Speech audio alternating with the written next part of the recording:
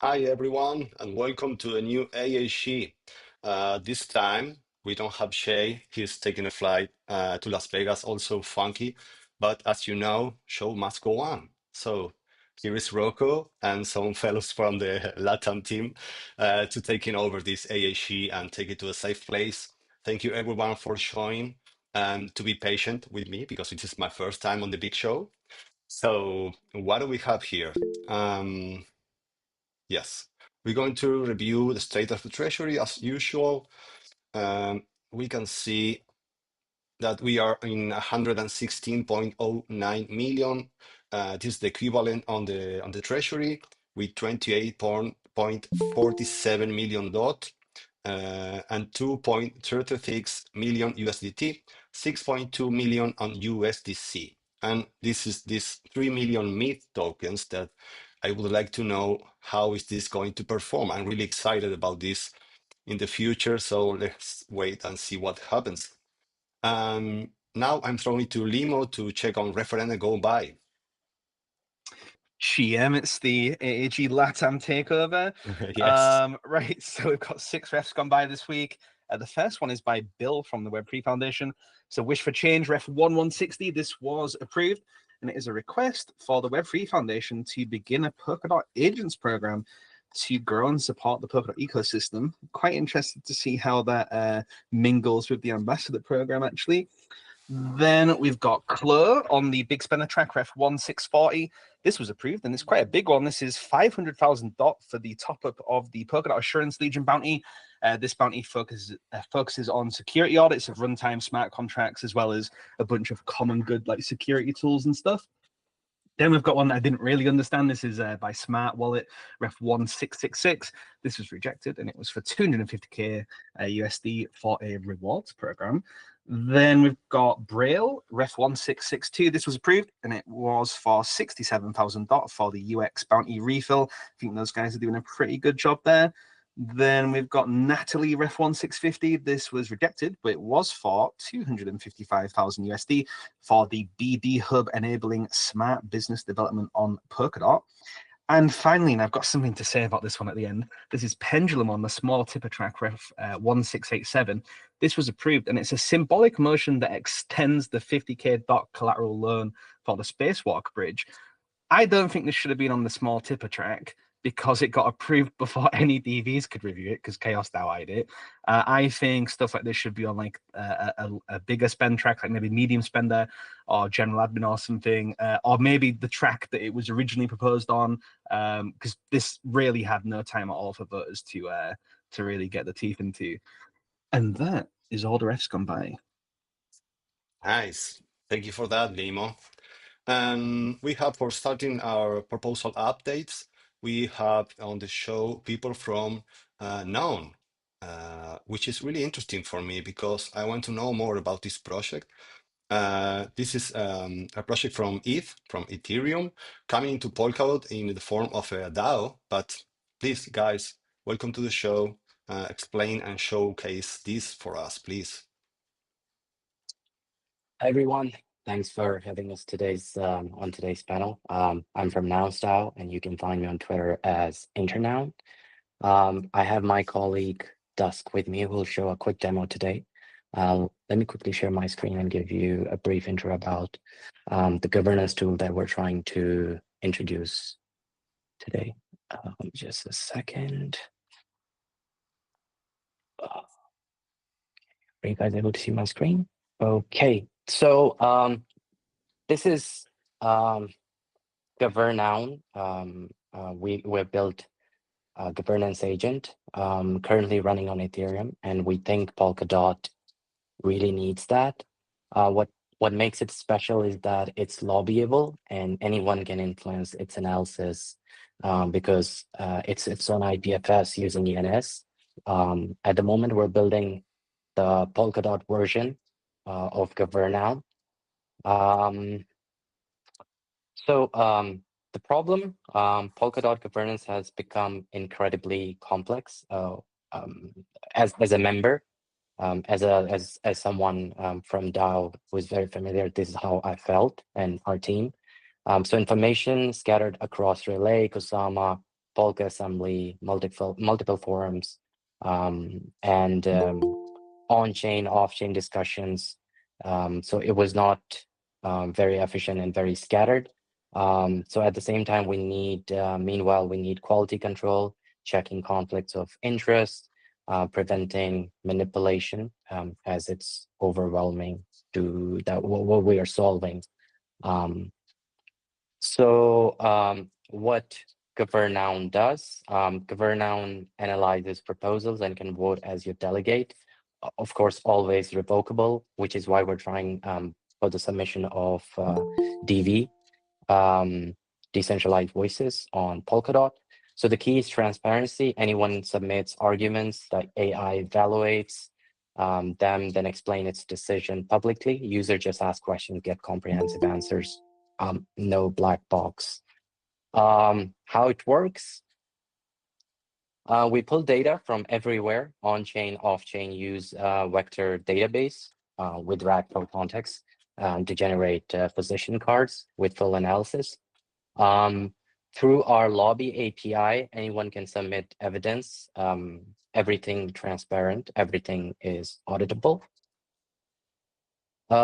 Members can lobby Governoun, submit proposal, arguments, or incentives. If the agent evaluate these when it's programmed framework and takes autonomous action on behalf of DAO, if given delegation. So at the moment, it's running on Ethereum. The version that we're going to show demo today, it's running on Ethereum, and it's built on ENS and IPFS, and is decentralized, transparent, verifiable. And its name, content, behavior are public and available for accountability, as you will see later on. And why it's impactful? It increases the engagement by acting proactively, speed up decision making, and maintain the transparency and decentralization. And some of the use cases, 5 main, sorry, just a second, this slide. Some of the use cases, like referendum analysis with summaries and feasibility checks, treasury review, budget validation, grantee history, 3 cross-chain overview for Polkadot, breaking down silos for smart delegation, based on your preference, of course, anti-manipulation monitoring, always advisory. Some of the use cases that we were able to figure out were here, Polkadot Everywhere campaign, shared RPC cage for governance indexer, parachain grant pilot, and open for started kits. These are some of the examples and the rollout plan that we have. We started working on, usually it takes about 20 weeks to connect data sources, train on Polkadot governance, launch lobby system, expand to parachains. We already started like about a few weeks ago. So I assume that by the time cohort is going to be announced, we'll be ready. And I think that is it from my end. I'll hand over to my colleague Dusk. He'll be showing a quick demo on Ethereum that we have right now. Dusk, are you there? Yes. All Hold on right. a little bit. Let me share my screen. This is the current version of Government Now. Right now this is a ENS app over here. Like we check ENS governmentnow.is, you got a content hash of IPFS. And then like people click on this is loading the governance personality and all the prompts data from IPFS network and loading this IPFS content hash data. And because of this IPFS network and the IPFS content hash is written on Ethereum, so like when you're loading this web page, you'll know like this is the AI agent's content you are talking with. And the current name, like it is directly fetching data from Ethereum network and fetching proposals right now are on Nouns DAO. And people can directly talking with these AI agents and asking, for example, like just like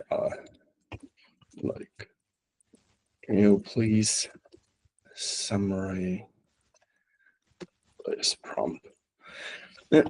It is fetching the data from Ethereum blockchain and like then analyzing the data, because these AI agents already having all kinds of data of the Nouns community.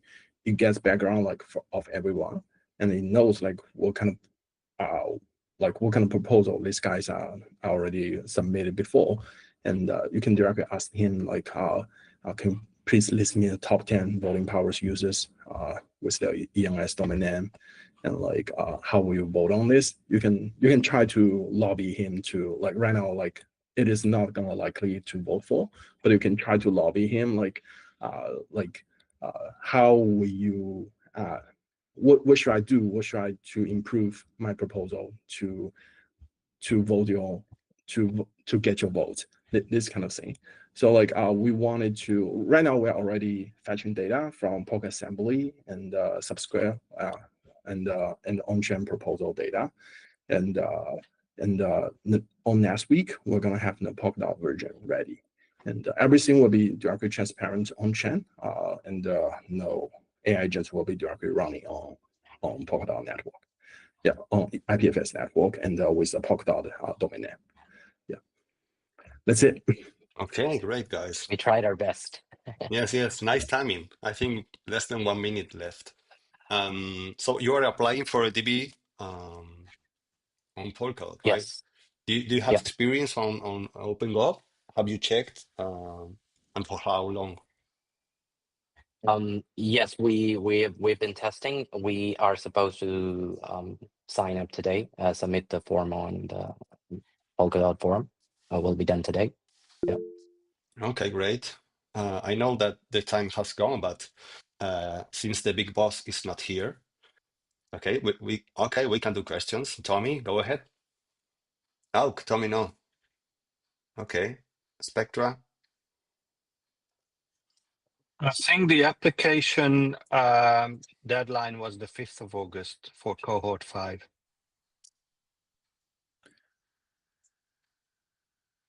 I'll just chime in here. Two things. I've been working with the guys to try to help get the application in. There was a little miscommunication. They filled out last cohort's form, so Oh, so they're gonna have another day to just get the right one in. The other thing I want to point out is part of this arrangement will include a nouns collection on Polkadot. So it would be a really interesting kind of really interesting activation to have nouns on Polkadot Hub when it goes live. It'd be a nice little treasury to build up there, and of course a good story for for the community to have such a vibrant ETH community coming over to Polkadot. And I think there's some cachet around the nouns collection, and we'd love to have that. I think so. That's the other piece of this. great. Thank you for that take. James? So John or Internoun, I don't recall her name right now. I was trying to find out during the call, but I know that there's somebody involved in the nouns community here in Florida, but on the East Coast. And I talked to her a couple months back. I was going to reach out to her again today based upon your appearance here just to reconnect. But if either of you know who I'm referring to, shoot me her name or whatever, or I will find it a little bit later. But she has taught blockchain courses in the past, as have I, which is how we initially connected. But this is interesting that it popped up here today. So thanks. That's right. Robert? Hey, interesting proposal.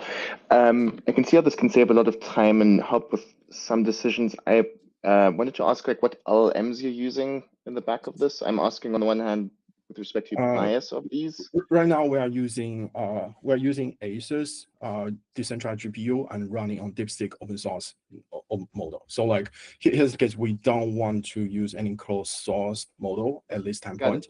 So like we wanted to directly, so from the domain name to the identity of the agents to the large language model, everything will be decentralized.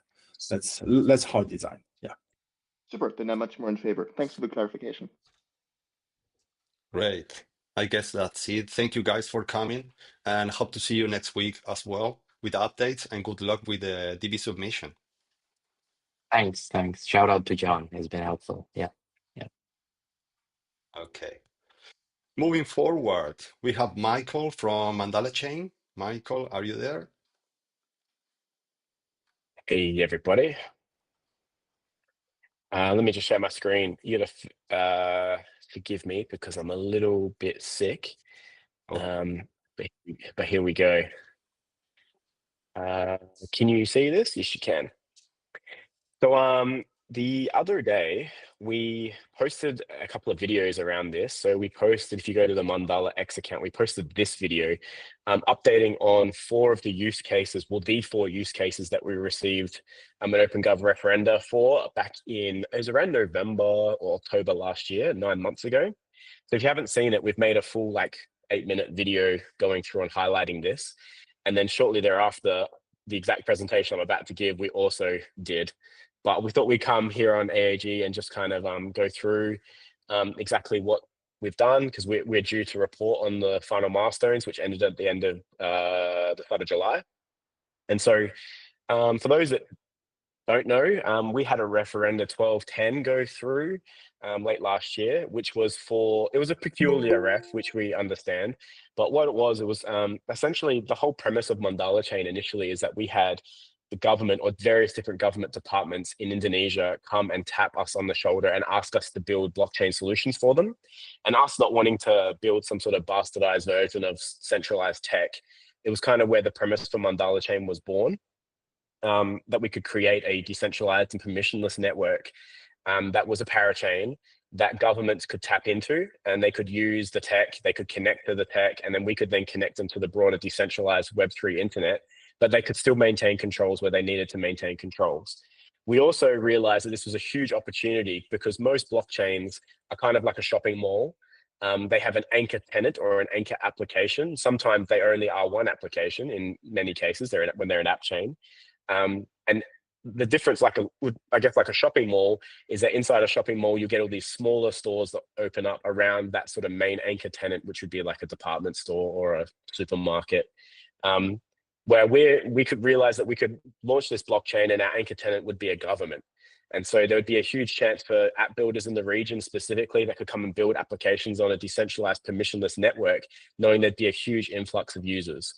And so that's kind of where the premise came from. But the challenge is that for the work with the government, we had a green light from them, but we had to have proof of concept. And so that's where this ref came in. And so those 4 use cases which we had to develop. And so 3 of them were MVPs that we had to have developed, which are now complete. And so you can watch the video if you want a bit more detailed spread of them. But one of them was done for a provincial government, so kind of like a state of Indonesia, and that is Jabar Chain. And effectively, this is like their own clone of Mandala, where they will run the nodes themselves inside their geographical region. Citizens can access this chain from the Mandala public chain, but then this province can run all sorts of government data and government use cases and applications that they need, and their citizens can interact with it through Mandala Chain. And so that chain is running. There's already like Block Explorer. It's been handed over to them for their custody, and it's ready for deployment for all of their internal applications, which they're going to build, with which they have a couple, several actually, which they're going to use. So that's a provincial government. The second one, Craft Labs here, which was done by the Ministry of Creative Economy in Bali, and this is all based around authenticity of physical items, so that someone could create something and then apply to the government for an actual authentication code to show that this particular item was actually made in Indonesia, that they're an approved supplier, they have documentation based in Indonesia. And so we can track supply chain and authentication of items, because counterfeit is a huge issue in this part of the world. And so this works for customs, it works for just protecting brand equity and IP. And this will all be deployed directly to Mandala Chain, obviously using Polkadot tech stack, but as an initiative by the Ministry of Creative Economy here in Bali. Join is a network of banks or co-ops here in Indonesia, which don't have a credit score ranking system together. They're just individual credit unions. And so because some people have some underbanking here in this part of the world, they might have to go down to their local co-op credit union, but that's it. If you don't know the bank manager, that's it. You're useless externally. Where what Join is going to do is going to literally join a network of 80 different co-ops together, and have all of these proofs of data stored to Mandala Chain as well. And this is also, the MVP's been handed over to them, and they're very excited about this as well. And the final one, which was released by its ID chain, which is also another chain as part of the Mandala ecosystem. So we've copied the Polkadot model of kind of relay chain and parachains. ID chain will be secured by Mandala, but the main point of ID chain is that this is a state-owned company, a state-owned entity that owns the .id domain system. And this will be used for creating DIDs, decentralized identities, for the first time. And the initial tagline we went at with Mandala was accessing 100 million users, because ID Chain, the company that owns ID.id, has 100 million users. And so we're getting full access to all of this user base. So obviously you can never launch a product on what a TAM is, what a total addressable market is. But the fact that these guys have 100 million clients and have built a chain using our technology, the Polkadot technology, is fantastic. This chain has been built, also producing blocks, and is ready to deploy. And they've got a full scale rollout, because they then go to all the different government departments about this new decentralized identity system that they want them to use, passports, driver's licenses, all sorts of stuff. So the 3 MVPs and the actual ID chain deployment has been given over and handed over to the respective entities. The network of banks, the ministry, the provincial government, and the state-owned entity that's also owned by the government. These are all been handed over, completed, and ready for Mandala Chain rollout, which we also had an announcement with on our channel, because I know that's been a huge question. So you can go to our X account. There was a full video about that. But the launch of mainnet is imminent, and TGE for Mandala. But we're incredibly grateful to the Polkadot ecosystem for helping us get to this point. We would have lost these use cases to other ecosystems who would have funded them if this didn't go through. And so we were obviously very nervous, because when you've got other blockchain ecosystems snapping at the heels saying we'll pay for stuff, it's hard to compete with that. So we're very grateful that these all stay inside the Polkadot ecosystem, and couldn't have done it without the Polkadot DAO. So if we have any time, we're happy to take any questions, but there's also more information on our X account. Nice. Any questions? Do we have any questions? Great, nice update, Michael. Okay, I really love Mandala. Okay, Florentina, yes. Sorry, not a question, but just a comment. I'm so excited about everything that you guys are doing with Mandala, and like seeing these actually impact real human lives is so exciting. And on Polkadot, even better. Yeah, thank you. We're also hugely excited. And we just another shout out to everyone. I know that this has taken longer than what a lot of people may have thought. We won our parachain slot 18 months ago, but when you're working with government entities and politicians, you can only move at the speed of the slowest horse. And so, but we're there, we're ready to go, and this is going to be imminently launched. So yeah, stay tuned. Right.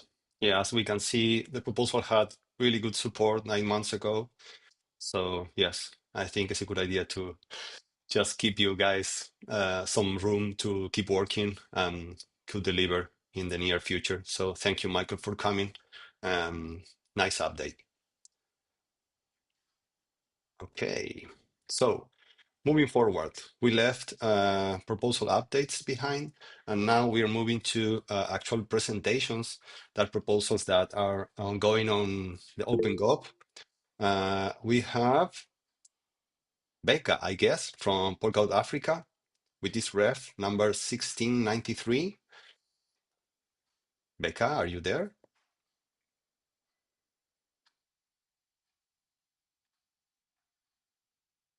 Okay, Seems not. seems not, but I saw her coming into I the think call. Becca is not. Okay. Not sure if Anyone from Polkadot on. Africa? Can you guys hear me? Oh, There's an update from Can you Bavia. guys hear me? okay. Let me check on that. Mm,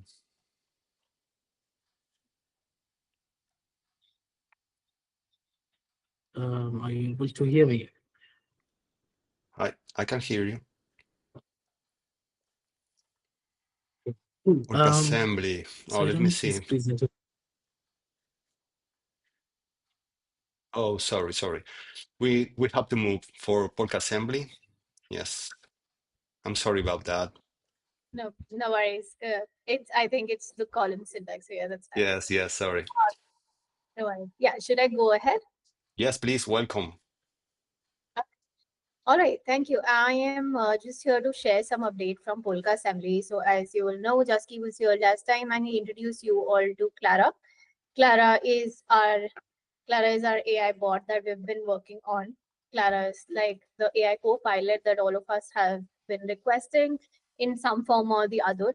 We did extensive UX audits, we did one-on-one calls with a lot of people, and we got a lot of feedback from the UX bounty audit as well, that things around governance in Polkadot has navigation challenges. There are technical terminologies that people still don't understand, and there's an entry point confusion. Like people do not know where to start. So we thought rather than having a simple navigation system, might as well have a co-pilot now that we have AI to simplify our lives. So Clara, we've been working on it for quite a while. It's based on a RAG pipeline that leverages OpenAI's GPT-4 model at the moment.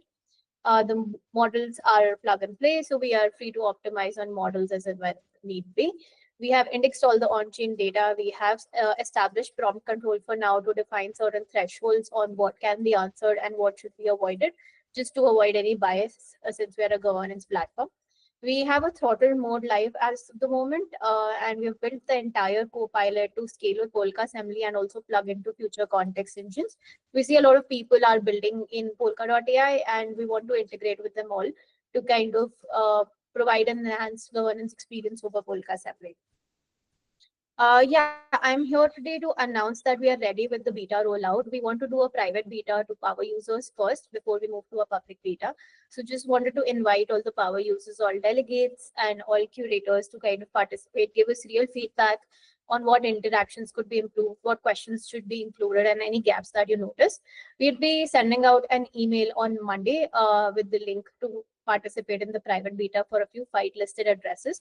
But if you're someone who would like to contribute and help us out, test out the capabilities of Clara, please do DM us on Telegram or Twitter. Would be happy to give you access. The vision is definitely much broader than what we have ready right now. We want to integrate everything from intelligent track suggestions to amount suggestions to overlapping cause detection. We would be more than happy to integrate any products that come through for those. But if not, then we are also fully equipped to build it from scratch. Right, the beta will be available on Monday. The beta might have some challenges at the moment, but I can show you what we are expecting to have as the current output. So if I just give a prompt like how to create a proposal, we want to ease the onboarding by just providing interactive demos and some information about what each thing means. From any jargons around bounties or processes or how to find curators, we want to integrate all of that data. So we have integrated more than 7 data sources at the moment, and we're working on vectorizing more. Yeah. So that is what it should ideally look like. We are testing it, so I think it should be valid. Yeah. Cool. That was all. I wanted to keep more time open for any questions or comments that everyone might have. Right. Thank you, Bhavya. Do we have any question? Spectra. Sorry if I missed it, but is it part of a previous proposal or there's a proposal coming for this? It's not part of the previous proposal. We are testing it right now. If we find a use case, then we'll put it as a small part in the next proposal. Okay. I guess then the next question is, how would this compare to Claris AI?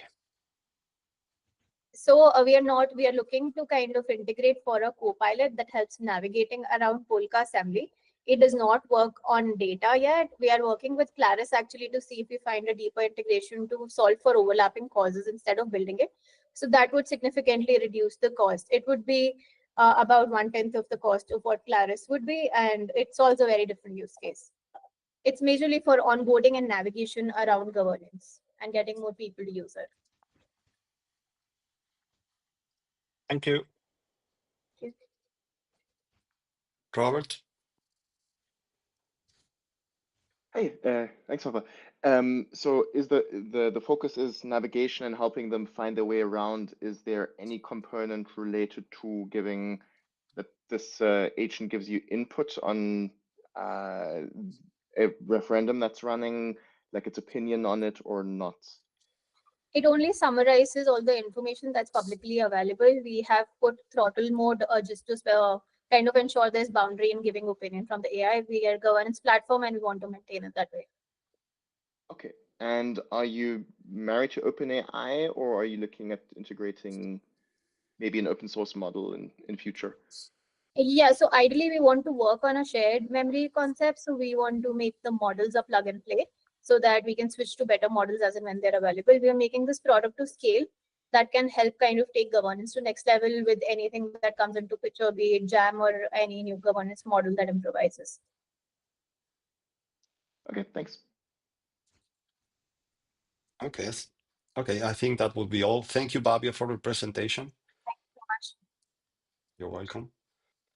Okay, now, yes. Polkadot Africa. I think it's Kratistos on the call. Welcome, sir. We have the proposal number 1693, asking for 160.75 thousand USDT. Are you guys here? Okay. Yeah, this Victor here, Kratistos is having some network issues, so I guess I will be the one to go ahead with the proposal. Okay, so no problem. Do you have a presentation to share? Okay, I'll just share the proposal and show the workarounds we've done on it, like that. Okay, as you wish.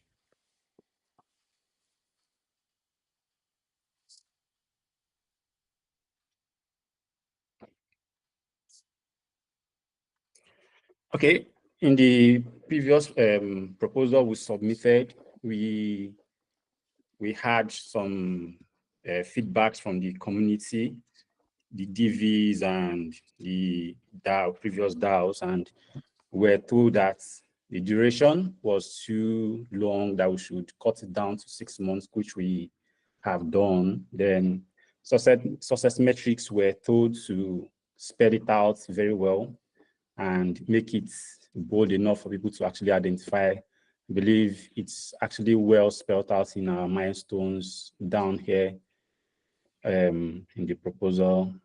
Okay, here the metrics, milestones, and deliverables, success metrics are actually well spelled out presently so that the community can see it.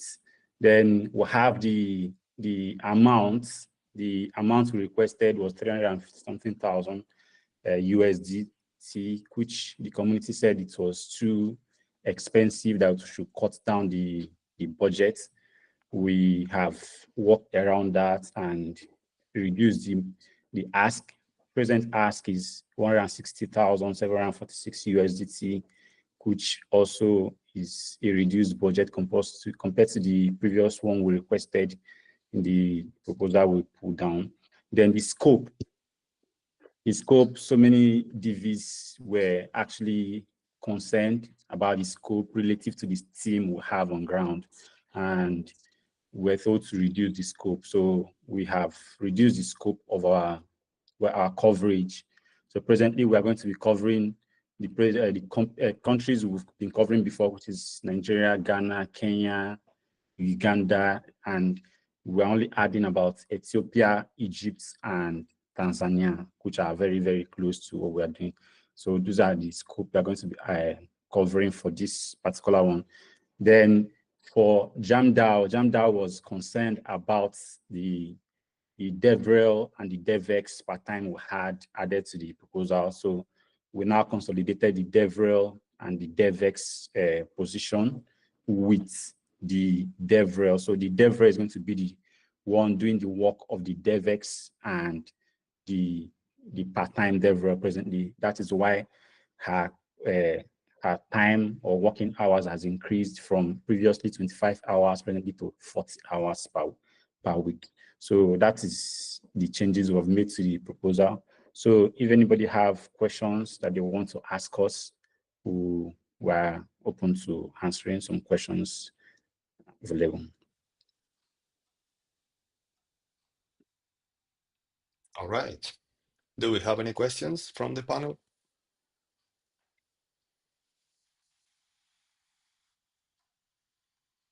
Okay.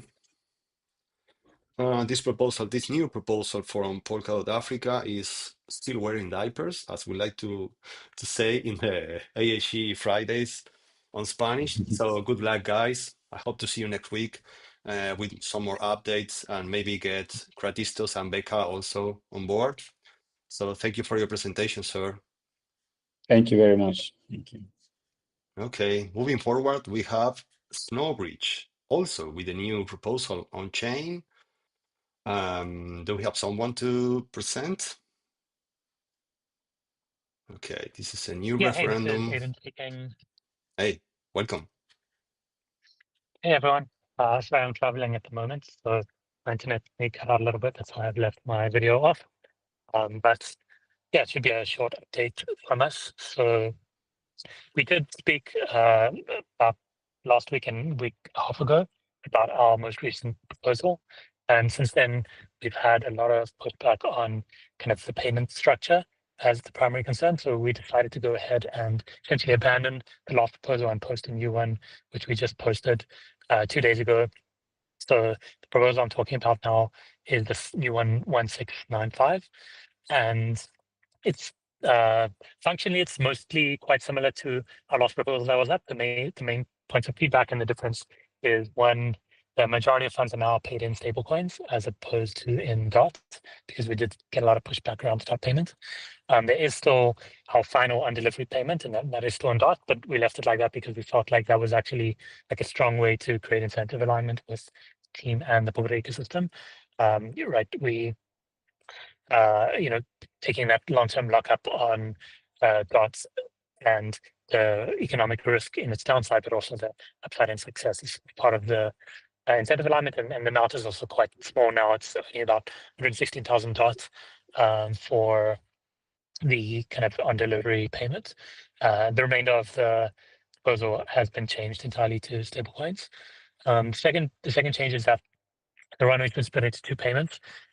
We got some kind of concerns that it was all being paid up front and that it was better to spread it over the year, both so that OpenGov would have time to kind of see our deliverables and milestones and make sure they're happy with them, but also to reduce the burden on the treasury from like a sudden shock. And so we've split it now into essentially three payments where the runway payment is the first 6 months being paid up front, the next 6 months paid 6 months later, and then the final dot payment that I mentioned on delivery, which would be in essentially 12 months.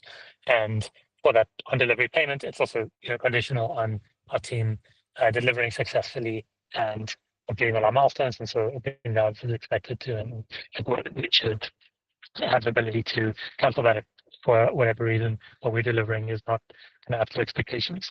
And then the last part of feedback is that our last proposal also bundled together a failed payment that didn't work from a previous proposal of ours, and we've removed that and we've put that into a new proposal all on its own. That's a small proposal for about 300K on the medium spender track. The technical details around why that payment failed are in there if anyone wants to go and audit it, but essentially the reason it failed is because there wasn't enough USDC in the treasury when that payment was meant to be processed. And so payment didn't go through and we couldn't replay it due to the kind of XCM technical details. So those are the main changes. I think we've tried to address a lot of the kind of structural feedback that the various voters that we've spoken to gave us. And this is also like a third attempt now at the same proposal. So of course we're still open to feedback, but this process of posting new ones every month is quite time consuming and like does impact the team significantly. And so if there's any significant feedback, like going forward, we would like love if people could share that early. But yeah, this proposal is live now, and our fingers crossed that this is going to be the one that makes people happy. Otherwise, that's it from me. If there are any questions, happy to field them. Okay. Do we have any questions from the panel? Yes, Florentina. Oh, sorry, 4 minutes left. Okay. Okay, I guess there's not. Great. Thank you for that update. Personally, I Thanks. really like to see projects and teams listen to the community, different DBs, and so on, and modifying proposals, trying to align with the ecosystem new values or trends. So it's good to see that. Thank you for coming to provide this update on the new proposal, sir. Okay. Moving forward, we have Web0 team. Welcome, guys. Referendum 91684. Sub-Zero 25 Polkadot flagship conference in Buenos Aires. Hope to see you everyone here. If this passes, which it seems it's going to be, right? Guys, welcome to the show. I think this is the second or third time on the show, right? Hi. Yeah. So first of all, I think it's very relevant that it's a .latam or a LATAM AAG takeover. We're LATAM maxing in this call right now. We're really sort of grateful for the reception of this proposal, and yeah, thank you everyone who's voted so far. We're going to be on here just giving continued updates because this is where the fun really begins, and all our hard work is sort of going to pay off over the last 6 months because this has been in the works for a lot longer than this proposal has been live for. So yeah, I'll just give an update. I don't think we have a presentation. I think Sasha is waiting in the call as well to give an update on the hack. But yeah, we've got the full team here. We're just excited. We're jam-packed with sort of calls from inside and outside of the ecosystem. We're looking at lots of different avenues of sponsorship. As you know, a percentage of the proposal treasury will go, the funds will go back to the treasury with our sponsorship. So they're critical that we get in these calls now. Yeah, and sponsored decks, community decks, media partner decks, they're all ready, and we're sort of waiting for distribution mode to get as many amazing, tier 1 community partners, media partners, and all that off the ground. The .latam team are visiting the venue next week, and we'll share more there. Roman, do you want to pass it along to some FAQs? Yeah, I think maybe Sasha can talk a little bit about DevRel first, and also talk about the bot that you built, explaining the proposal. I think it's first time we're doing this. It's a long proposal, so it's basically a chat bot that you can ask anything about the event, and it's going to give you a good summary. Yeah, I'm not sure if it's worth me sharing my screen, but you can check out the URL. Yeah, do it. Yes, please. Okay. Let's see it in action. Subzero.gg. And so essentially what I realized is, there's a lot of information in this proposal, guys. Like, thank you, by the way, for all the questions. We want to be as transparent as possible. And along with a very thorough budget sheet, it's maybe sometimes hard to get through the entire proposal and have clarity on questions. So we basically built this bot to make your lives easier if you want to ask any questions. The bot isn't really designed to do arithmetic. It actually uses the ChatGPT API. So it's, as you know, like these LLMs aren't really good with math. So if you ask it anything specific on doing custom sums for you, it'll just tell you, you know, I'll let you do the math. So it's a beta version, but you know, please feel free to use it and come back with feedback if there's anything off. You can pretty much ask it anything. What's the budget for DevRel, for example? And yeah, and so I can talk a little bit about what is going on with the DevRel side of things. I mean, we just, now it's like week 4 post Web3 Summit Hackathon, and it's really exciting for me because I've learned a lot of things that work nicely for that, and we're essentially going to be replicating that, but like doubling down on everything that worked well for the Sub-Zero Hackathon. The Sub-Zero Hackathon is going to be focused on deploying applications on the Polkadot Hub, and we're going to be highlighting, you know, like features that by then I hope that we will have live on Kusama to bring people to be hacking on that. So I don't want to spend much more time about these topics. I would rather let you guys ask your questions if you have any. Yeah, we had like 1 minute last time. That wasn't enough. So if anybody has a question, we're trying to answer the ones in the forum and in TopSquare, but yeah, it takes a minute. Some of these are very specific. But yeah, if anybody has anything they want to know, we have 4 minutes. So yeah, please ask. I can. Yeah, so I can talk on you know, the collaboration with NerdConf. That's going to be really exciting. You know, we've positioned all the strategy around collaborating closely with people on the ground over there. So the LATAM groups on the ground are really going to help. And for the DevRel side of things, that means that we can really double down on not only a team that will kind of be doing what we usually do at Web0 and we do hackathons, but also Spanish-speaking people doing DevRel. And yeah, the collaboration with NerdConf is going to be, I think, it's going to add more value to what we're doing. Yeah, Florentina, please. Hi, thank you so much for being here and presenting the event. It's really, really exciting that it's happening in LATAM. I wanted to ask if you could please explain a little bit how you envision the 2 stages, one in Spanish, one in English, and like what connections there will be between one and the other, or if they are completely independent. Yeah, I mean, that's the whole spiel. It's like for this conference, we're combining Sub-Zero and Decoded. So we're having like the product topics, which is going to be on stage 1, which is like the main stage sort of environment. Like there's a big like 90-degree backdrop. It's usually a big photo studio. So we're going to have like speakers sitting in front of like 3D kind of projection. It's going to look really cool. And the other stage is for Sub-Zero.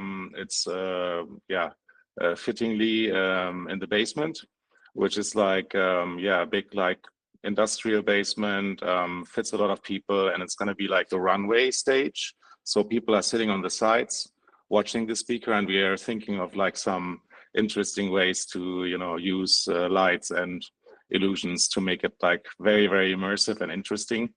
And then it transforms into a club at night. Yeah, I think that the key thing here is the thematic. Yes, the thematic around what the Decoded stage and the Sub-Zero stage is, and that really hinges on the topics and therefore on what Jay's going to be cooking for us regarding the curation of the content. Now, regarding the languages, I think that's up to his discretion on a good balance. No, I have like some infos towards that. We are working hard on having like live translations on both stages. So not only will they be streamed, and so that's like, you can think of the conference as being also like an online event, right? So we want to make it experienceable and like a cool experience for people who can come as well. And yeah, we're going to use live translations to make it like accessible, Spanish and English, like, so we can have speakers from both. Can I have 30 seconds? I think how people are asking, how do I get involved? When's my chance to sort of apply? Okay, as soon as the proposal is, you know, everything's sorted, if passed, it will be announced, and yeah, your time will come. We'll have a link round, we'll have applications. Get in there. There's so much to experience and so much to get involved in. So yeah, your time is coming, guys. Great, I love it. Wow. Any other questions? Last question, anyone? Okay. Go Sub-Zero. Will we be bringing a Oh, yeah. Polkadot bus down to Buenos Aires, Roman? We will have like 3 buses for shuttling. We're gonna make them look cool, but I don't think it's like from Denver, man. Road trip. They're gonna die. There'll be, Oh god, there'll be buses. I don't know how far that is. We'll have enough buses. Thanks everyone for Yeah. your questions. If Thanks there's so any much. last minute questions, please feel free to shoot, or you know where to find us. Yes. Thank you guys for coming and for this really you. complete update. I didn't want to say anything because I'm saving for tomorrow. We have AAG in Spanish and NerdConf is coming, so we are really like, talk about this. El robot puedo hablar español también. Oh, muy bien. Sí. Sí. You can Bueno, va a ask me ser questions. genial. Okay, it's going to be great. Let's go. Okay, add Okay, Sasha guys. to the call tomorrow. Yes, of course. I will send you the link. So, Yes. proposal is doing great. Just have to wait for confirmation. It's really rare to see this kind of support. So, guys, you can be proud of it, of the work that you have been doing, that you will done on Buenos Aires. Thank you for coming. Yeah. Thank you for the update. Thanks everybody. And see you tomorrow, Sasha. We appreciate the support and trust. Good. Okay, so moving forward, we have Claris AI. I think Zoe is on the call. Zoe, are you on the call? Yeah, I'm here. Hey, guys. Hey, welcome. Okay. We have this proposal number 1679. It's not doing great, but I'm happy to hear about this proposal, some updates. What do you have for us today? Maybe some, talking with the DBs, or how are you planning to moving forward with this? Yes, exactly. That's what we are going to talk about today. I'm sharing my presentation here. Hello, everyone. I'm Zoe, the founder of Claris AI and a long-term Polkadot contributor since 2019. The proposal that's currently on chain is for the beta development of Claris, which is an AI-driven platform to optimize treasury management and DAO processes. And today I want to just give a general update and next steps on our proposal strategy. Previously in the AAG calls, we have already given MVP product demos as well as answered some high-level questions from current DBs feedback.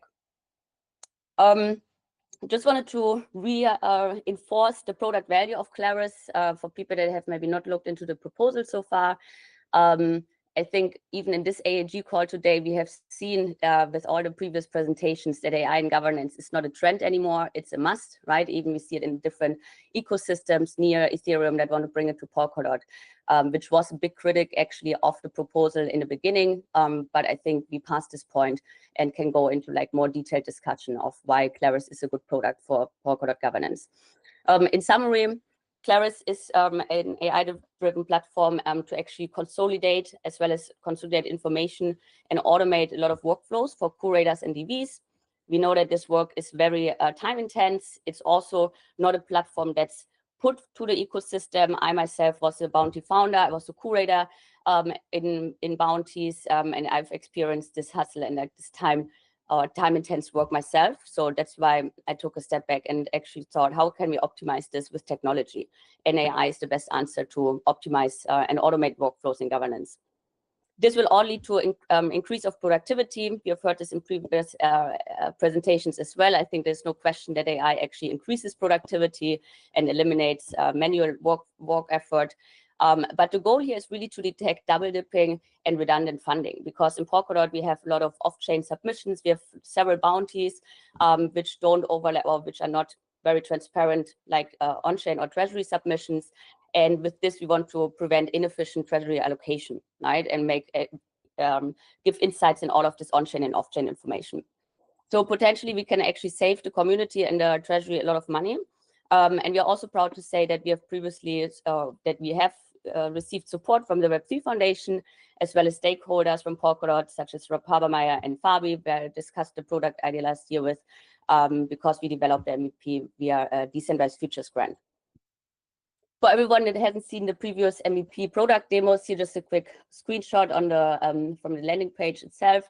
In the MVP, we focused on 3 different workflows that were just simple to identify. Everyone that actually works or participates in governance needs to do accountability checks on proposals. We have a great accountability checklist for newcomers. When is the proposal successful? What are KPIs? When are the proposals trustworthy, right? Like, so that I can here really just summarize these things and say, okay, is this proposal accountable before we go into any decision-making processes? The big thing here is really also comparing proposals, where we source, again, information from on-chain and off-chain. Proposals that have been submitted to the events bounty, for example, maybe are included. Some events budget was included in a bigger proposal on Treasury. And this is really where I can go into the proposals and source the information and say, here's the overlap of budget or Treasury spending. And this is exactly what we want to avoid. Another area is like very simplified, but we go into categories. We categorize on-chain as well as off-chain proposals from bounties. And here, this is the proof of concept that we also source information from meetups bounties, marketing bounty, as well as events bounty, which are not on-chain, the submission itself, only the payout. Now coming to the good news, because we have heard the community. I mean, we are 3 weeks in. And as stated, it's not looking very good in the proposal itself, especially because DAOs and DVs are the main user groups of our proposal. So we definitely considered all the feedback, and we want to announce that that we actually open up the MVP again. It was open or public access during the MVP development, during the grant funding or development, but I've heard a lot of community members that have not had the chance to look into the product, that they want to see it, and you can just scan the QR code or DM me on Telegram, and we are happy to add you to the list, which starts next week. And then there's like a time limited, maybe a bit less than a week to test the MVP out as well. So we are definitely considering the community feedback here. Another point is that we are actually going with a revised proposal on chain. We have heard feedback from DBs that, especially because it's a new innovative product idea like AI in governance, some people are concerned, is the AI actually working? Are the results accurate enough? So we decided to go with the revised proposal and actually split the current proposal into 2. Of course, this will affect development and the milestones, but we don't compromise it. We just need to focus or prioritize for proposal 1 and proposal 2. We don't go for detailed milestone proposals, but at least for 2, and we can give more trust into the development process to the community. And lastly, we also will integrate technical updates into the new proposal. Of course, we have a lot of people from all different backgrounds in the community, but of course, a lot of techies also. And it is a new technology for Polkadot. So there were some concerns how to actually make the AI or the LLM also more open source. What kind of services are being used? How can we actually engage existing ecosystem services or integrations already, such as also NeuroWeb as a knowledge graph and so on, that were considered, but maybe not put into the proposal previously. So we have heard you here as well, and we are happy to actually keep all of these services or these feedback like MCP service and so on into the new proposal, into the roadmap, which will be published also next week. That's it. Just lastly, again, the team also behind, I presented this before, we switched from the MVP development team for the beta product development for more OpenGov and AI expertise team from the development side, and we are really here to build with OpenGov and for OpenGov, and I'm very happy to hear your feedback or any questions. Right. Really nice timing. Congrats on that. One point, Kirill? I'm German. Kirill? Hi, Zoe. Yeah, on behalf of the DAO, we voted nay, all right? So the reason is basically we wanted to see the demo. And this is a little bit more, will be my personal opinion. The reason why we want demo is because, as you said, AI is important, right? It's coming, we should be ready for this. And I definitely more prone to like introduce AI into the governance. The big difference here is like the way how the AI used, right? So the first way how AI can be used is like, where we will receive Clarus AI, and what we will get is like, there will be like list of the proposals, which are going to say, vote yes for this, vote no for this, right? So it's like I'm exaggerating, of course, but the idea is like AI can turn in your brain off and like making decision instead of you, or the different version how AI can work, it can teach you and can provide you information. And so there was this guys here on the AAG in the very beginning, I forget the project. So I actually really like their UI because it's more guiding rather than definitively stating something. And this is really cool. I would just like to add to this. It's a fair point. Wow, the sound is Time's working up. on Time's up. Can I quickly add something? Yes. Can I quickly add something Yes, more please. generally AI related? It is also really, I haven't asked this question of these first guys, but this is very, very important if we're living in this like governance AI agenda, to have all the data sources that are used to train the models, as well as probably models themselves, built completely public.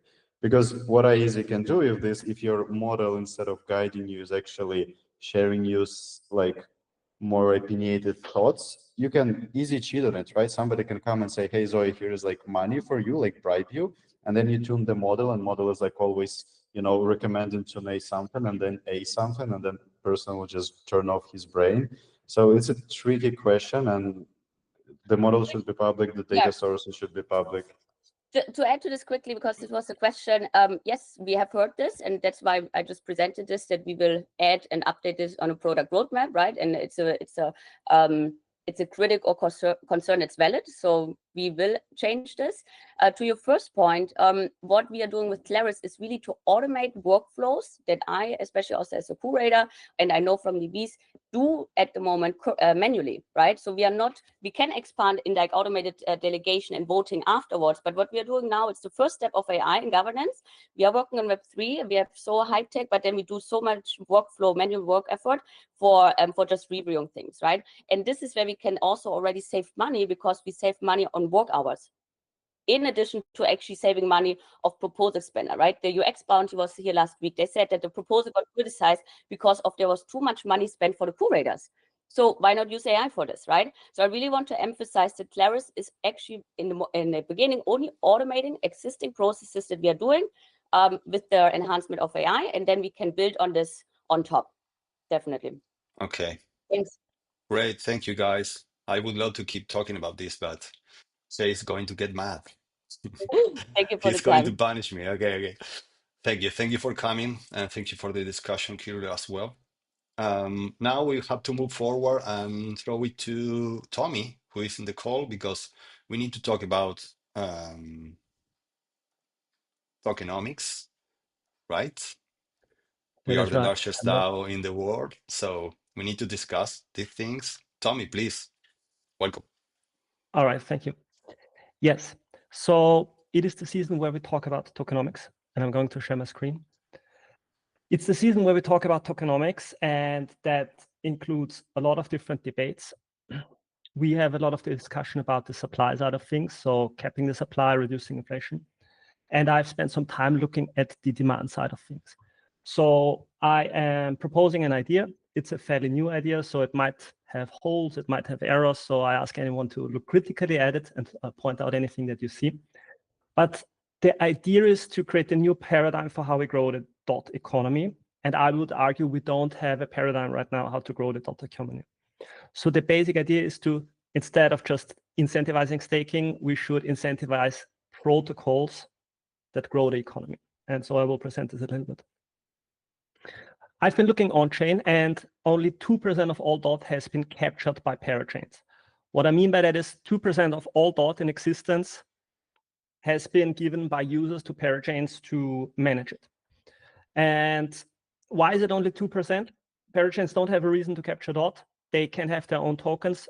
Polkadot is fairly cheap in terms of core time, so there is not a lot of DOT to pay for core time, and then you can just run on Polkadot. And the dot staking APR is 12%, so it's fairly hard to compete with that. Even if we would lower it to 6% or so, it's still hard to compete with that as a parachain if you want to capture dot. So we're not giving parachains a reason to actually try to get dot. Now, what that means is that there is a lot of supply and there is very little demand. Today, there is 1.6 billion dot. Of that, about half is staked, and only a small amount is used in parachains. Of the 2% of DOT that are captured by parachains, 2/3, so 1.3%, are staked for liquid staking. So only 0.7% of all DOT is actually used as capital in the economy. So if you're looking at the price, for example, and wondering why is there no demand for DOT, I think the major reason is we're not giving any parachain the reason to use DOT and leverage it economically. So the situation we have right now, these are actual numbers of what is happening is about half of the DOT is staked. It's receiving a subsidy of 102 million DOT per year. So that's 13%. And the other half is idle. And that tiny sliver here, the tiny blue sliver here, that is the actual DOT in the economy. So we have an incentive structure here that is leading to this outcome. Now, we're discussing an inflation reduction right now, and I'm supporting this. I also agree that we need to lower inflation, but staking is one of the biggest remaining demand drivers that we have in DOT right now. So if we remove it, if we reduce the staking APR, we also reduce the demand for staking DOT. And so the outcome then is very likely that we're not seeing this distribution, but the distribution will change. Less people will have an interest in staking. So we might see a situation, and it can have different outcomes, but we might see a situation where there is even more idle DOT, which means less demand for DOT and staking. And idle DOT is very stupid DOT, because why would you not stake your DOT? So the DOT that is actually sitting idle here is stupid DOT, and the people that own it don't have like a really good plan of what they're doing with it. So this is the current model of halving the inflation. And then I'm making some prediction where I say stakers are happy with 8% APR, and if it's below that, they're selling the DOT. What that would mean is that about 200 million DOT in this example would become idle DOT. So our job is very simple. We need to find a better place for that DOT. It should not become idle. We should find a better place for that stake DOT. So this is the idea of the paradigm change. Can we grow the tiny blue sliver in a way where there is demand for DOT in the economy and where the economy is actually working to capture DOT and do something productive and useful for it? Our question is, what is creating demand for DOT? And the answer is parachains. Parachains are the economy of Polkadot. Right now, there is the relay chain. In the future, we might just have Hub, and Hub is going to be an important economic factor. But parachains, including Hub, are the economy of Polkadot. This is where the demand for DOT can be created. And so we need to think about parachains and how we can align the incentives so that parachains have a good reason to capture DOT. And it is beneficial for everyone. So what we see is that how we use incentives determines the outcomes. If we just have a halving, we might see the outcome that have been previously shown. What we might want to do is reserve some kind of incentive to actually grow the economy.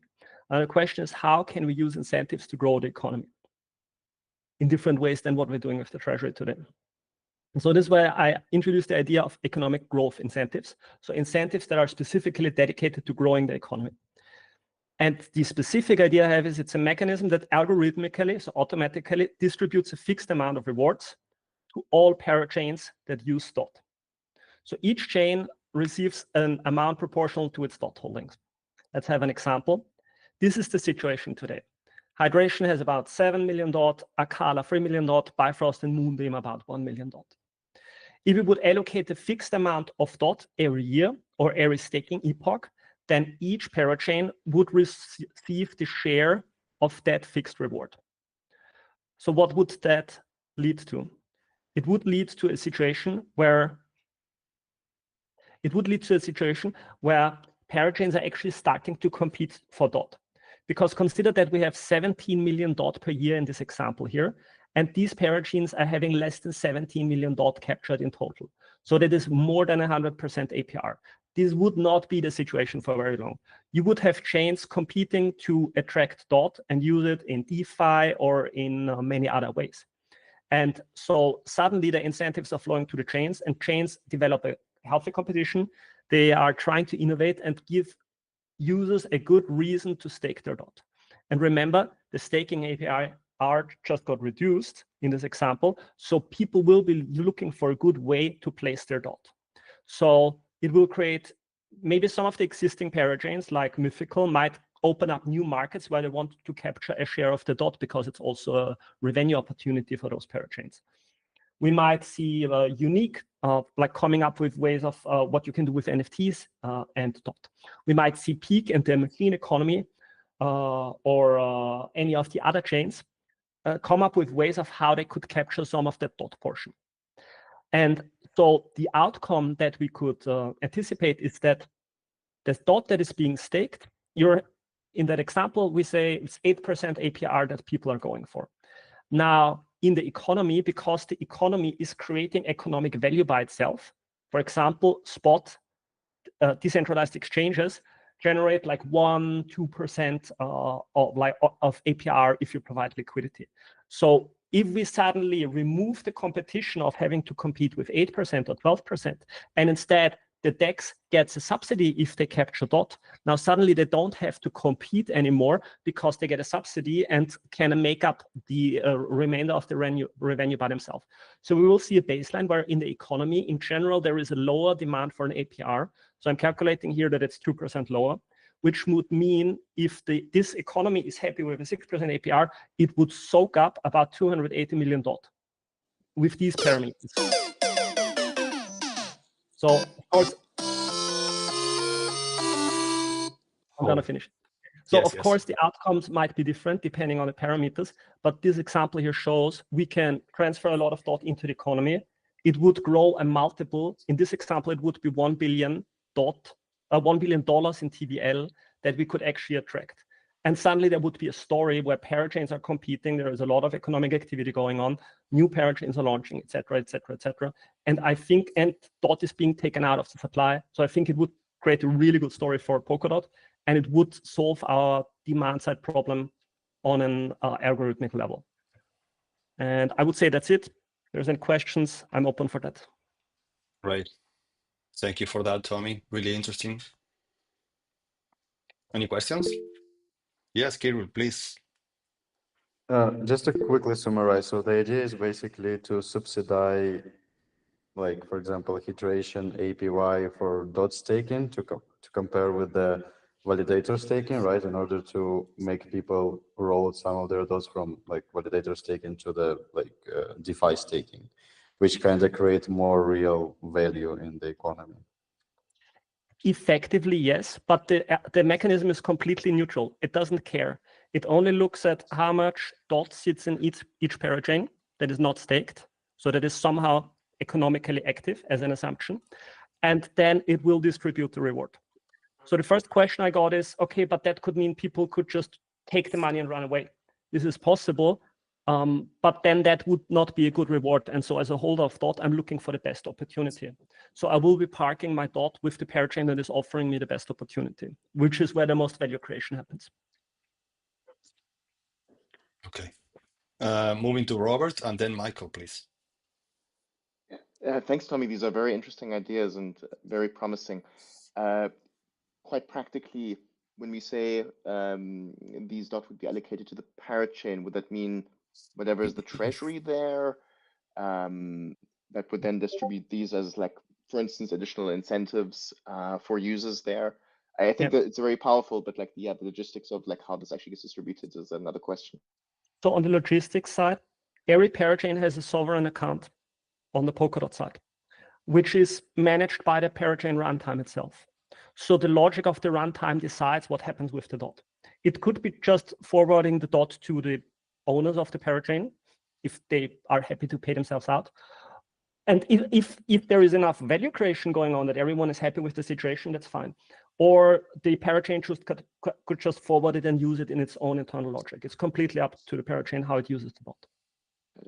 What I could see in the early days, especially with a core time competition, is that somebody just buys up a parachain slot and put their dot there to get some additional reward. I expect that even if we had this early behavior, then eventually they realize, cool, now we have like these additional rewards, but we would be better off actually building a product on top of it as well to like even increase revenue. So I think this is very powerful. And the concerns I currently have are all see like disappearing in the long run. Yeah, you could do a slow rollout and not like jump start it, but scale it up. All right, thank you. Michael? Quarantine, I know we're over time, so I'll be quick. But this for me is a very interesting thought experiment, because if you look at the Ethereum ecosystem, there's a new L2 spinning up every single week. I run a news media business outside of Mandala. This is what we report on. And the argument is inside Ethereum that these L2s are not Ethereum. That they are not part of our ecosystem, that they're just parasitic. Well, we have the inverse situation inside our ecosystem, where we have these parachains who are not necessarily saying that they're Polkadot, and we have Polkadot internal saying, hey, that's Polkadot, that's Polkadot. But then we've got the external chain teams not really flying the Polkadot flag. We have the full inverse of what's happening inside Ethereum. I think what this would do is we need to flip it so that people start lusting after DOT, and the parachains do exactly what you're saying, Tommy, is that we want DOT, we want to be part of DOT because there's an economic incentive to do so. But because of the DOT price, it's been in the parachains incentive model, and we've seen it with a lot of the teams that are projects that have recently launched, that they kind of just put Polkadot in the background under the hood. And so I love this. I think that you want people lusting after DOT, and that's the only way that a token price goes up, and that brings more people into the ecosystem. Okay, cool. Nice. Okay, Tommy, thank you. I do want to say as a reminder that this is a forum on the post on the Polkadot forum, so you can check it on it. This really needs like community participation, so leave your comments, please. This is the largest DAO on the world, so this must be done between all the members. I remember in the Dotcast community when we present the inflation reduction and cap supply models that Shay proposed, along with other members from the DAO, and some guy from the community say we presented hard, medium, and soft, right? And some members say, where is very hard? Okay, we need to like go harder. So this is really interesting. This is the discussion that it needs to be taken by the whole community. So thank you, Tommy, for bringing this up. And now we are moving forward to referenda on the go, and I would throw it to Kirill to talk about Gosheimer's contribution to Polkadot SDK. Yeah, hi, thank you, Rocco. So let me share the screen with the referenda just to bring some attention to it, So I want to make some small announcement first of all. So important announcement that we're gonna cancel this current proposal. We're gonna create a new one after several consultations with the community and with Parity. We're gonna make it milestone based, so there will be retroactive milestones, 3 milestones. We're describing currently finalizing like the acceptance criteria for them. And so those will be the milestones with the 3 equal payouts. Each one goes every 2 months.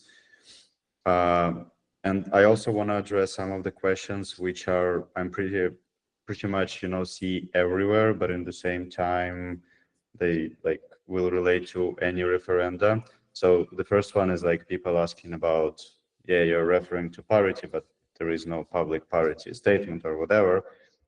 And there will be public Parity statement, both regarding the Gossamer and both regarding to Kagome. It's just, there are reasons they hesitate, and I'm not going to talk on their behalf. The second one is more interesting. So the people are asking why there is a case that the Parity is funded by the Web3 Foundation, and then the Parity is who's responsible for Polkadot SDK building, but then why Treasury should pay to other teams like Gossamer or Kagome in order to develop the Polkadot SDK. So the question here is actually pretty natural it answers itself. I will bring you an example how Ethereum ecosystem works. There, the governance is like centralized. They don't call it centralized, but it happens behind the closed doors.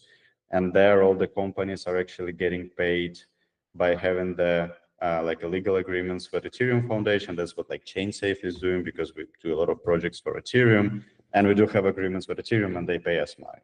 That's how the governance works, right? You agree with the company, and they pay you money. Honestly, it's much easier for you as a manager, and I would prefer this way. But in Polkadot, it's a decentralized government. All the funds are actually decentralized, and so probably there is a way for Parity to like make an agreement with us and like pay us money, but then it contradicts the whole philosophy about making the protocol development decentralized. And the argument here will be the same as I used when we were doing the alternative client implementation, is that alternative client implementation is basically about the decentralizing the protocol development. So in case one protocol is like implementation is halt, you have a second, third, and fourth. So here in terms of, so we understood like, first of all, it's difficult because there is no proper specification to develop alternative clients for Polkadot. But then what can be done next? You can at least decentralize the teams which are developing the Polkadot SDK, hence protocol, which is actually we inherently have both Gossamer and both Kagome because we've been working on alternative client implementations. And that's the general idea behind it. You are kind of trying to put X into the different buckets. And then tomorrow, if something happens to the Parity from the legal point of view, or some core developers are leaving and migrating to another ecosystem, which is actually happening all the time, you still have another people who are actually supporting and contributing to the core protocol, even though it's the same implementation, but that's a different topic. Yes, that's, I guess, the two main questions I wanted to address. And if anyone, and yeah, soon we're gonna cancel this one. Like I always hope today, but probably tomorrow, and create another one with the milestone-based payments. I guess this will be more fair, because yeah, then we're gonna get money on after we actually deliver what we promised. It probably makes a lot of sense. I'm open for questions. Great. We have really good time on the clock. Anyone from the panel? Okay. Is this proposal related with the Quadrivium? Also Polkadot SDK improvements? Like it's conceptually similar, right? Because we both were doing the same work on the different clients. We all stumbled the same result with our previous referendas.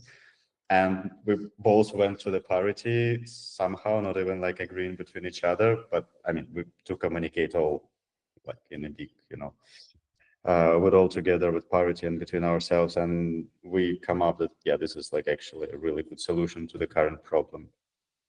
Okay. It sounds really good, actually. But the work is different. We kind of, basically make this, we spend a while to understand the scope of work and who is better specializing on some particular pieces of the work. So they took this work. And again, the nature is super dynamic, and we're going to take like maybe some of the work will be halted. We're going to move to another one because the deadlines are shifting, the scope is shifting, because like the protocol code base is huge, the demand is huge, and like the amount of feature requests and things like that is also huge. Okay, great. Yeah, and I guess if no questions, then thank you everyone for your support. Yes, thank you, Kirill. Yes, I'm showing this proposal on the one from Quadrivium. As we can see, it's pretty much the same result. So looking forward to see this new proposal from Gossamer, and yeah, maybe present it next week. Thank you for coming, Kirill. Thank you. Okay. Next one on Referenda on the Go, we have number 1680, retroactive sub-wallet requesting for funds over 1 million USDC, a big one. Still time to decide, more than 10 days, and pretty much struggling on the edge, but it's coming really good by now. Let's see what's next week update on this one, but really huge proposal. Also, number 1681, instruct the Polkadot Community Foundation to sign a strategic cooperation agreement with Hong Kong's Office for Attracting Strategic Enterprises. Okay, 32,700 USDT, looking good also on the edge, right? But they have still like more than 2 weeks to decide. I'm going to proposal that are currently on confirmation period. Robert, Yes. Actually, I think we're on that list, but I had a question for Kirill actually there. Okay. I proposal and you, sorry if I may, like it seems like it's only Chaos and Polka World that have come out big on the nay side so far, and I guess you don't have feedback from Chaos DAO unless they're No, operating as they usual, don't right? provide it. Yeah, but what did you get from the other DBs there? I guess it's mixed. As you could, like the people were actually asking where is the parity with their public statement. I guess that's the most important part. That's basically the two questions that I was talking about today. Was the two most questions I heard the most. And yeah, and that's the reason we decided to do milestones based, because it's also was one of the concerns, because the initial idea of the payment is like we're getting everything upfront, but then in the end of the day, since we actually already started working on everything, they just why not to do it retrospectively. And then you would claim for every milestone separately, or? It will be automatic payouts every 2 months, but then the parities actually will make sure to cancel the proposal in case we're not delivering something. Okay, that makes sense. Just concerned like if it's too much overhead for you to like do a new ref. Man, yeah, going to the like I mean, going for a referenda gives me a couple of years to my age, you know, every time. This is doing this every 2 months. No way. Okay. Well, good luck Classic. with the new proposal. I'm sure that if there's a strong message from Parity, then there will be more clarity for the other voters. But yeah. Yeah, thank you, Robert. Okay, guys. Okay, going back to referendums that are confirming. At this moment, I think we have Alfonso on the call. Alfonso, are you there? Also, he was requesting, Tommy, if you could share the slides from your presentation. I don't know if you get to see that message on the call, but... I did. Okay.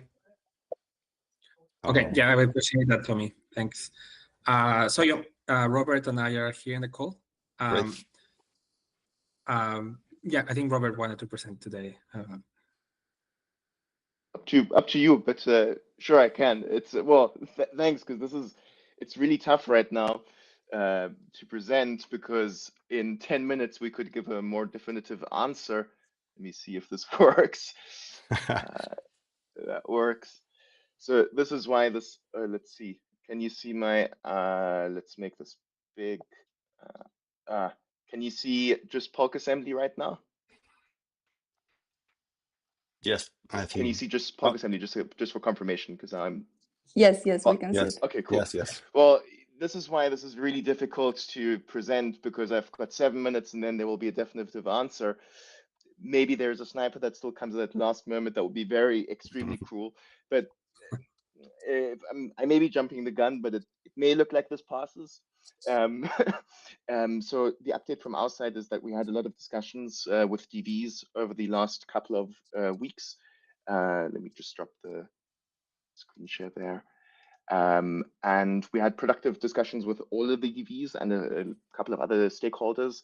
And I really appreciate from all the DVs that listen to us, to our arguments, and that we found a constructive way forward. Especially want to thank here like Hungarian DAO, who also got an external expert on assessing the proposal. I think that's a really good scheme for this kind of situation, because I understand that some DAOs may not have the someone with the necessary technical expertise to assess these things, and I think then that is the best course of action to proceed with it. Sachsenberg did something similar with us with the prior proposal, so I'm just putting that out there as an encouragement for other technical proposals. I think that really helps. Then of course we also got strong support from the bridge teams, Clara from Snowbridge, Adrian from Parity, and Sheun from Hyperbridge. And again, thanks to those, and also to Flipchan and Andrew Berger and Alistair Stewart, who also supported. I think that made it a bit clearer, like where this was going.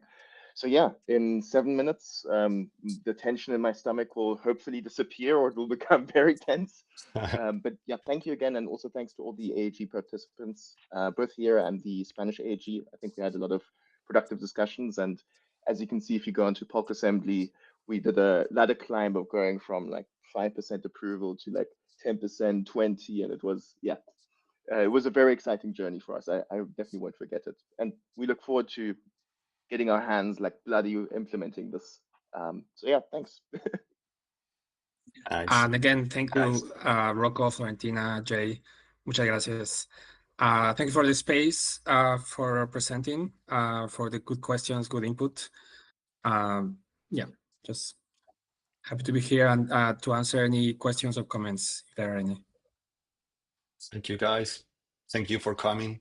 I personally love to see this kind of results or turnouts in proposals. I know I'm going to respect Robert's opinion, so I would not say anything until the next 10 or 15 minutes. But good luck with the proposal, guys, and happy to see how you guys work it out. Also to get those votes and basically the people to understand the proposal, right? There was a technical complexity on it, so it's good to open it and make it more digestible to the community as a whole. So thank you for taking that job also, that maybe you didn't envision at the beginning, but thank you for that and good luck with this proposal.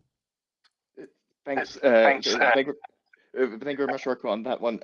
Just specifically on there, like I think there that was also like a really valuable learning experience for us. That because we were used to presenting this like in research circles, so we use a lot of jargon, and just knowing this from other fields where I am not an expert, it is very off-putting. So that was a mistake from ours, and we're very grateful to the voters who called us out on it, and especially like the ones who then were like, now I understand it, and then they had a much easier time getting on with the proposal. I think that was a really good process. Yes. I think it overall is a good experience for both parties, right? For the community and the proposal. Cyril? I want to have a small comment regarding just a general situation in governance, which somewhat related to this MMR or MMB in this case idea and many other proposals. I'm not going to point the finger, honestly, but there is this stale opinion in some of the Vs that they're not going to support proposals which have hourly rate more than $100 per hour. I saw this in Quadrivium. They have a slightly bigger. We are lucky have less, but though we also heard some bricks in our direction. Oh, you're actually growing up the team, but no, the reason is not that. The reason is that we're a big company and we can split some of the like spends, but we should really think clever about the idea of like there is a big difference between a protocol developer and researcher who can actually even understand what MMB is, how it's going to be used and how it's going to be implemented. And then we see proposals who are asking like $99 per hour for like web application development or like things like that. It's like incomparable. It's like the Earth and Moon. It's like the distance is so big between the necessary knowledge and necessary amount of work. This is just like having this like super strict limit of like $100 is like just doesn't make sense. I mean, I understand if like it's okay, web development is like $80 per hour. Okay, then protocol development is like 150 or 200. But then, for example, you have a PhD in cryptography who is doing all this MMB research. You're gonna pay him this like $95 per hour. No, he will go for Ethereum. He will get his like $300 per hour there, and then we're gonna sit here having pretty average engineers, and all the best will go to Solana. That will be the outcome. And I'm sorry, it's not related to any particular proposal. It's just like my strict personal opinion. Okay. Yes, you're talking about criteria from a certain DB. Cohort 5 is coming. So I think Web3 Foundation is taking notes on this kind of things, and it's like changing the program, cohort by cohort, and bringing some new stuff for the community and for the whole ecosystem. So I think that would be not a problem, and not an issue in the next cohort. Maybe, let's see. But thank you for that. Spectra. Yeah, so just back to Kirill's point is that as a protocol, we have to pay people what they ask, what they're worth, because if we don't, then someone else will, basically. It's that simple. Okay. Okay. I think it Yeah. was the discussion and to be flexible. Thank you for those words of support. Yeah, I also we made a similar comment that if we were just bringing MMB from a different network into Polkadot, then of course we would be charging a lot less. But this is our creation, and we are presenting a paper and a brand new library for that. So of course it's a completely different kind of work. And I think the same applies, for instance, for like host implementations like Gossamer, Kagome, or like the bridge team. So I hear you on like the frustration of like having that kind of friction over there. Hopefully that changes with some of the DBs in the future. Right. Thank you, guys. Good luck. Oh. Robert, check your proposal. It's approved. Oh, congratulations, guys. Oh, popping champagne. Come on. That's right. Yeah. You made it. Awesome. Okay. Now, Okay. Thank you, guys. I don't have to worry about sniping anymore. This is great. So again, thanks again for like all the support on the way there. Nice. Nice to see this. Okay, I love it. Guys, congratulations. Okay. Time to celebrate now, okay? Tell us where the party is. We're currently, unfortunately, in different countries, so we're not currently party right now, but over the weekend we will. The party is here on AAG. Party here on AAG. That's Sorry, right. I got it wrong. It was good timing too for the AAG. Yeah. Okay. All right, we need to move forward, but really good news for these guys from MMB. Congratulations. Just to closing, we have this referendum number 1670, Pixel Proof. This was the second version of their proposal, asking more than 200,000 USDC, and it's going pretty well. So yeah, they got really good support on this one. Same case, right? They listened to the community, present a new proposal, and got approved, at least confirmation until now. So good luck to Matt and the guys. And the last one, Polkadot DAO, one from our side, our friend Wario. I think he's not on the call, but I saw him on the chat. So Wario, sorry, also struggling, right? On the edge with 52.6% of approval, waiting 4 days, 1 hour. Okay, good luck on this one. Yes, I personally think we need this, but okay, you can argue about that. Okay, guys, we have reached to the end of the show. I want to thank you all for coming, for be part of this panel and this show. We had a really highlight time there with the proposal passing live. Thank you guys all for coming. Any final thoughts? Mic's open. Great job hosting. Congrats. Oh, thank you. See you, Florentina. Sorry, Tommy, about the time before, but I just wanted to use this extra time to say that thank you so much for proposing these kind of things that can actually move things in the positive sense. Thank you. Nice. Okay, guys. Thank you for being part of this, and see you all next week on another AAG with Jay coming on the control room. Thank you for being there. See you next week. Bye-bye. Bye-bye. Bye-bye.